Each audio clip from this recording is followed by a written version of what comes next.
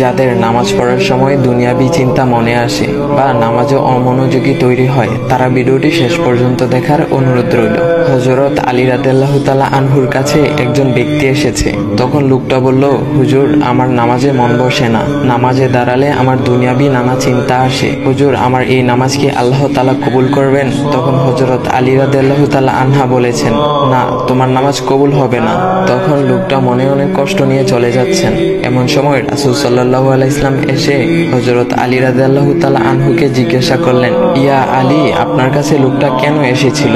এসে দেখি মন খারাপ করে চলে গেল। কেন, কি হয়েছে আমাকে বলুন। তখন আলী রাদিয়াল্লাহু তাআলা আনহু বলেন, তিনি আমার কাছে জানতে এসেছেন যে নামাজে দুনিয়াবি চিন্তা আসলে নামাজ হবে কিনা। আমি বলেছি, না, তোমার নামাজ কবুল হবে না।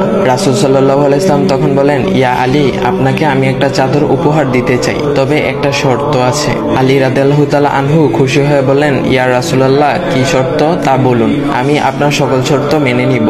বুঝতেই তো পারছেন রাসূল সাল্লাল্লাহু আলাইহি ওয়াসাল্লামের চাদর বলে কথা। তখন রাসূল সাল্লাল্লাহু আলাইহি ওয়াসাল্লাম বললেন, ইয়া আলী, আপনি যদি এই মুহূর্তে 2 রাকাত নামাজ একনিষ্ঠভাবে পড়তে পারেন দুনিয়াবি সকল চিন্তা দূর করে, তাহলে আমি আপনাকে সেই চাদরটি উপহার দেব। আলী রাদিয়াল্লাহু তাআলা আনহু বলেন, এটা তো সাধারণ ব্যাপার। আলী রাদিয়াল্লাহু তাআলা আনহু তখন নামাজে দাঁড়িয়ে গেলেন আর তিনি নামাজ পড়তে শুরু করলেন। এমন সময় তার মনের মধ্যে শুধু ভাবনা চিন্তা আসতে শুরু করলো, আচ্ছা, আমাকে যে রাসূল সাল্লাল্লাহু আলাইহি ওয়াসাল্লাম যে চাদরটা দিবেন সেটা কি ফাতিমার চাদর নাকি রাসূল সাল্লাল্লাহু আলাইহি ওয়াসাল্লামের? আচ্ছা, চাদরখানা দেখতে কেমন হবে? এই বিভিন্ন বিষয় নিয়ে ভাবতে লাগলেন। তিনি ভুলেই গেছেন যে দুনিয়াবি চিন্তা নামাজে আনতে রাসূল সাল্লাল্লাহু আলাইহি ওয়াসাল্লাম নিষেধ করেছেন। এর মধ্যে আলী রাদিয়াল্লাহু তাআলা আনহুর নামাজ পড়া শেষ। আলী রাদিয়াল্লাহু তাআলা নামাজ শেষ করে রাসূল সাল্লাল্লাহু আলাইহি ওয়াসাল্লামকে বলতেছেন, ইয়া রাসূলুল্লাহ, আমি আপনার শর্ত মেনেছি, এখন আমাকে চাদরখানা উপহার দেন। রাসূল সাল্লাল্লাহু আলাইহি ওয়াসাল্লাম বলেন, ইয়া আলী, আপনি কি একনিষ্ঠভাবে দুনিয়াবি চিন্তা মুক্ত ছাড়া 2 রাকাত নামাজ পড়েছেন? তখন আলী রাদিয়াল্লাহু তাআলা আনহা মুচকি হেসে বললেন, না ইয়া রাসূলুল্লাহ, আমি আপনার চাদর নিয়ে অনেক কিছুই ভেবেছি। তখন রাসূল সাল্লাল্লাহু আলাইহি ওয়াসাল্লাম বলেন, ইয়া আলী, নামাজ তোমারও হয়েছে, আর তুমি যাকে নামাজ হবে না বলে ফতোয়া দিয়েছো তার নামাজও আল্লাহ তাআলা কবুল করে নিয়েছেন। শোনো আলী, দুনিয়াবি চিন্তা দ্বারা নামাজ বাতিল হয় না। নামাজ মহান আল্লাহ তাআলা কবুল করে নেন।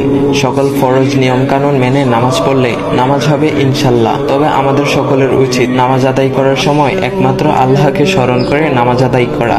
নামাজে দাঁড়ালে দুনিয়াবি চিন্তা মাথায় আসে, এটা শয়তানের একটা ফাঁদ। আল্লাহ তাআলা আমাদের সকলকে শয়তানের কুমন্ত্রণা থেকে হেফাজত রাখুক এবং সঠিকভাবে মনোযোগের সাথে নামাজ আদায় করার মতো তৌফিক দান করুক। সবাই বলি আমিন। চাইলে ভিডিওটা আপনি অন্যদের কাছে শেয়ার করতে পারেন, এতে অন্যদের ভুল ভ্রান্তিগুলো দূর হবে। তো গাইস, এমন ইসলামিক ভিডিও পাওয়ার জন্য ভাইয়ের আইডিটা ফলো করে দিয়ে যাও।